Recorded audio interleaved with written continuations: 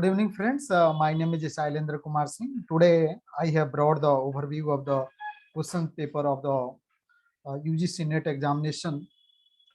आज का क्वेश्चन ये है, क्वेश्चन जैसे क्वेश्चन था 1.5 2.54, ये फिलिंग द ब्लैंक्स था। तो यहाँ पे यदि आप सीरीज को देखते हैं तो इसका फर्स्ट क्वेश्चन में गैप जो है 0.5 आ रही है 1 और 1.5 के बीच में, और 1.5 और 2.5 के बीच में यहाँ पे गैप कितना है, 1 के आसपास है, 1 है सॉरी, एंड 2.5 और 4 के बीच में 1.5 है। तो इस सीरीज यदि हम देखें तो यहाँ पे नेक्स्ट जो गैप होगा वो कितना होगा, 2 का गैप होगा। तो इसलिए आंसर यहाँ पे हम लोग लिख सकते हैं इसका 6 होगा। यहाँ पे जो मिसिंग टर्म होगा यहाँ पे 6 होगा। Which one is the deemed university?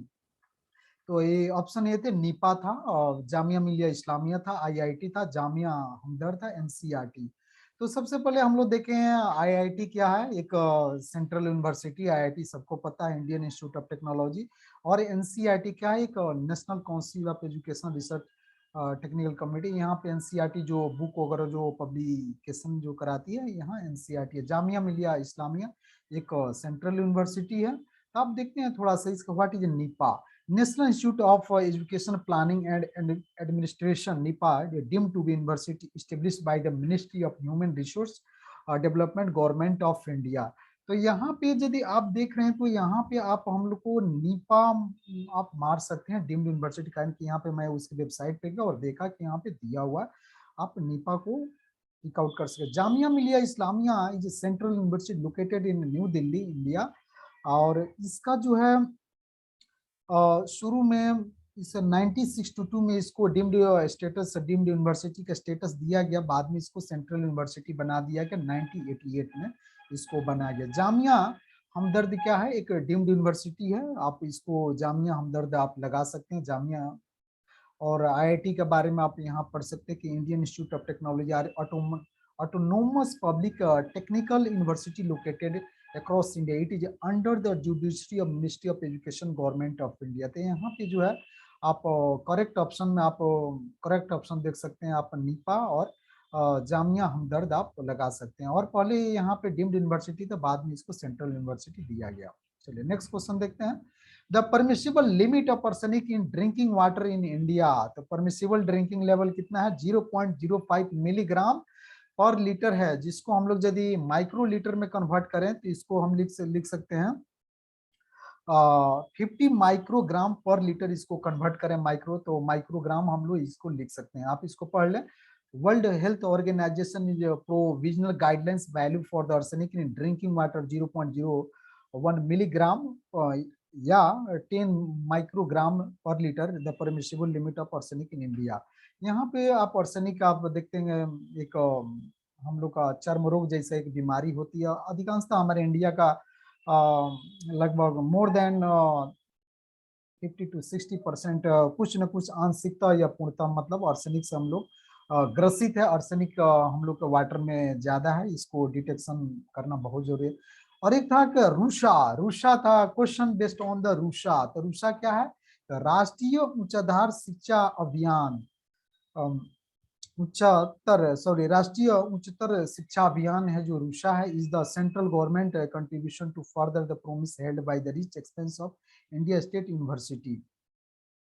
और ये क्या करती है, the country future lies in powering these campuses all the techs enhance learning better. ये क्या करती है कि मॉनिटरिंग सिस्टम है, मॉनिटरिंग सिस्टम है जो कि यूनिवर्सिटी और कॉलेजेस का, जो कि मॉनिटर करती है कि आपकी क्वालिटी ऑफ एजुकेशन क्या है, और इसका लाइब्रेरी, लेबोरेटरी और रिसर्च आर्टिकल्स क्या पब्लिश होते हैं, किस टाइप के पेपर्स पब्लिक, इस चीज को, सारी चीज को ये मॉनिटर करती है। एक मॉनिटरिंग करने का एक ये है, आपको क्या बोलेंगे, सिस्टम है। मॉन्ट्रियल प्रोटोकॉल, जो एक क्वेश्चन इस पे भी आया था, आप लोग इसको देख लो, जो कि ओजोन लेयर से रिलेटेड है।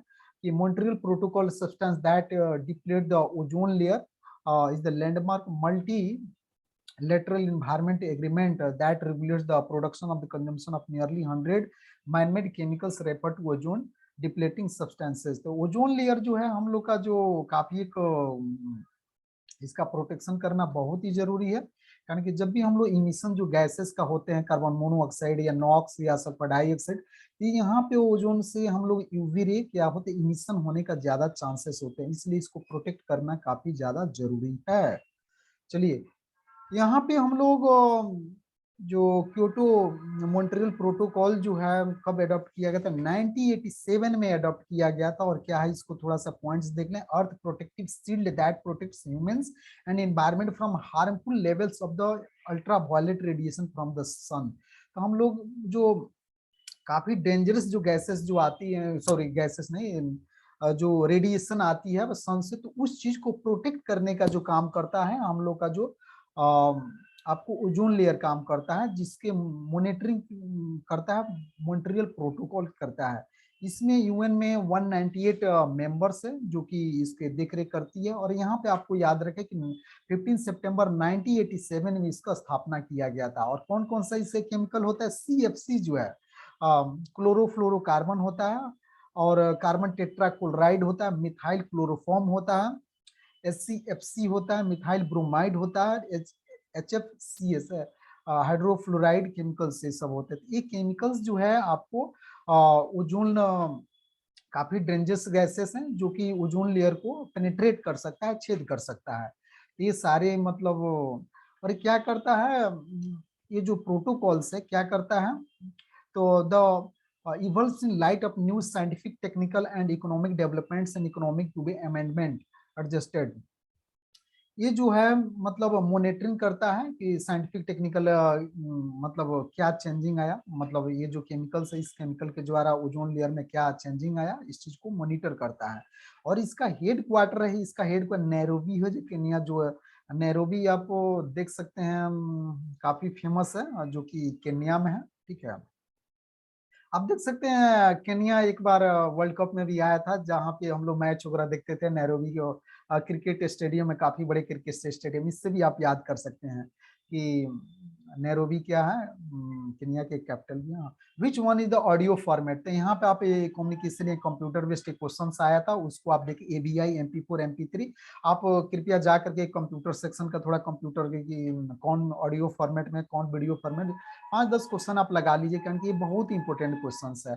उप उपनस्य उपहरण बेस्ड क्वेश्चन से कहा था, जो कि ऋग्वेद, सामवेद, कुरान वेद, ये सब जो आपको देख सकते हैं, इस टाइप का जो एक क्वेश्चन आया था। वो upanayana Hindu ritual of initiation restricted to the 3 upper varna on social class that marks the male child's in entrance upon the life of student. तो यहाँ पे हम लोग 3-4 पार्ट में, जो क्षत्रिय, वैश्य, शूद्र, पहले ब्राह्मण था, क्षत्रिय था, वैष्णव और शूद्र, इस टाइप का जो 4 जो हम लोग कैटेगरी में बांटा गया था। इससे बेस्ट एक क्वेश्चन आया था, आप लोग देख ले। जैसे ब्राह्मण से जिसको प्रीस्ट और टीचर्स के रूप में रखा गया था, और क्षत्रिय जो वैरियर्स और रूलर्स के, और वैष्णव जो रखा गया था, और एक शूद्र था, शूद्र जो जो निम्न कास्ट के। तो इसमें उपन्या में उदाहरण में इसमें मतलब वर्णन किया गया था। आप इसको एक बार थोड़ा सा देख लें आप लोग, काफी हेल्प हुआ। BRICS country based on sustainable developments.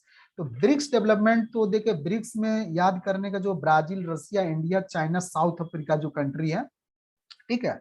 तो यहाँ पे याद करने का ब्रिक्स जो है, मतलब आप याद रखेंगे ब्राजील, रसिया, इंडिया, चाइना और साउथ अफ्रीका। तो देखिए याद करने का सबसे ज्यादा अच्छी है कि रसिया से हम लोग अक्सर मिसाइल्स वगैरह जो खरीदते हैं, जिसका काफी डेवलप है, काफी डेवलप कंट्री है, जो कि अक्सर इन्वेंशन और या अनुसंधान में काफी ज्यादा आगे। तो इसका जो सस्टेनेबल डेवलपमेंट काफी ज्यादा है, तो इसका है लगभग सबसे 73.35% है इसका। और उसके बाद से आपको पता ही है चाइना कितना डेवलप कंट्री है, तो चाइना कितना हो गया, 72.06%। ठीक है। हाँ, ब्राजील भी है, ब्राजील भी एक डेवलप कंट्री है, जिसका फुटबॉल में काफी नामी है, जिसका नेमार वगैरह प्लेयर, तो इसका 71.34% है। और उसके बाद जो है साउथ अफ्रीका है, साउथ अफ्रीका का जो है 63.74% है। हम लोग इंडिया का सबसे कम है। In I hope in future we will also improve our sustainable development growths. तो रैंक वाइज देखा जाए तो रैंक वाइज सबसे अच्छा जो है सस्टेनेबल डेवलपमेंट में जो फिनलैंड है, जहाँ पे हैप्पीनेस काफी ज्यादा होता है, काफी लोग सब लोग हंसमुख इसका प्रॉब्लम होता है। उसके बाद स्वीडन है और डेनमार्क है और जर्मनी है। ठीक है, तो ये रैंकिंग है, आप इसको भी याद कर लें। ये फर्स्ट सेकंड थर्ड और फोर्थ में जो सस्टेनेबल डेवलपमेंट का जो रैंकिंग है, यहाँ पे भी पूछा जा सकता है कि हाँ सबसे ज्यादा जो है सस्टेनेबल डेवलपमेंट किस कंट्री का सबसे अच्छा है, तो फिनलैंड है, दूसरा में स्वीडन है। एक रीडिंग कॉम्प्रिहेंशन क्वेश्चन जो आपको नेट के लिए आपको पता ही है कि 5 क्वेश्चन आता है कि हाँ रीडिंग आप कीजिए और उसके बेस्ट ऑफ 5 क्वेश्चन का रिप्लाई कीजिए। तो आप उसको थोड़ा सा ये पेपर का रीडिंग कॉम्प्रिहेंशन वगैरह क्वेश्चन देख सकते हैं। और वहाँ पे काफी इंपॉर्टेंट क्वेश्चन है, क्लॉकवाइज क्वेश्चन आया था, यहाँ पे भी जा करके क्लॉकवाइज थोड़ा सा 8-10 क्वेश्चन आप कर लीजिए, जिसका भी नेक्स्ट एग्जाम आप कर लीजिए, कारण कि बहुत इंपॉर्टेंट है क्लॉकवाइज। उसके बाद स्पीड टाइम एंड डिस्टेंस का भी क्वेश्चन आया था, तो इसका भी आप थोड़ा सा 5-10 क्वेश्चन प्रैक्टिस कर लें एग्जाम जाने से पहले। हाँ, यहाँ पे जब फर्स्ट पेपर का एनालिसिस करें तो मेरा जहाँ तक एक्सपीरियंस है, आप 35 क्वेश्चन से अटेम्प्ट करेक्ट कर पाते हैं तो आपका मैक्सिमम चांस है क्वालिफाई करने के जेआरएफ और एलएस दोनों के लिए। कारण कि नो नेगेटिव मार्किंग है, तो इसलिए 30-50 तो 50 मारना ही है, तो मारना ही है सबको। ठीक है, लेकिन हाँ मिनिमम एक ट्राई रखना है कि कम से कम 35 क्वेश्चन हमको करेक्ट करना है, ये ध्यान में रखो। ठीक है, और I hope you will crack that exam, junior research fellow and LS lectureship. Uh, thank you, thank you very much. And if you like my contents, please subscribe my channel. I will bring some new contents again. Thank you very much, guys. Thank you very much.